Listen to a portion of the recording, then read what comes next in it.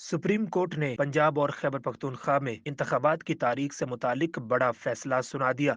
90 रोज में दोनों सूबों में इलेक्शन कराने का हुक्म फैसला 3-2 की अक्सरियत से सुनाया गया, जबकि जस्टिस मंसूर अली शाह और जस्टिस जमाल खान मंदोखिल ने फैसले से इख्तलाफ किया। सुप्रीम कोर्ट के फैसले में इंतखाबात की तारीख देने के हवाले से सदर के लिए अलग और गवर्नर खैबर पख्तूनख्वा के लिए अलग हुक्म दिया गया। क्योंकि गवर्नर खैबर पख्तूनख्वा ने असम्बली की तहलील की समरी पर दस्तखत कर दिए थे, तो उनके हवाले से सुप्रीम कोर्ट ने फैसले में लिखा कि केपीके के इंतखाबात की तारीख देना गवर्नर की जिम्मेदारी है, जबकि गवर्नर पंजाब ने असम्बली की तहलील की समरी पर दस्तखत नहीं किए थे और असम्बली अज खुद तहलील हो गई। सुप्रीम कोर्ट ने इस हवाले से फैसले में लिखा कि अगर गवर्नर असम्बली तहलील ना करे तो सदर ममलिकत तारीख का ऐलान कर सकते हैं। पंजाब के इलेक्शन की तारीख सदर ममलिकत देंगे। इसके अलावा इलेक्शन कमीशन ने दोनों सूबों में इलेक्शन की तारीख पर सदर से मुशावरत करने से इनकार कर दिया था। सुप्रीम कोर्ट ने इलेक्शन कमीशन को सदर से मुशावरत करने और फौरी तौर पर इलेक्शन की तारीख तजवीज करने का भी हुक्म दिया है। अगर पंजाब में 9 अप्रैल को इलेक्शन मुमकिन नहीं है तो मुशावरत से तारीख बदली जा सकती है। जस्टिस जमाल खान मंदोखिल और मंसूर अली शाह ने फैसले से इख्तलाफ करते हुए लिखा कि आज खुद नोटिस जल्दबाजी में लिया गया। नोटिस नाकाबिले समात था। मामला हाई कोर्ट्स में था तो सुप्रीम कोर्ट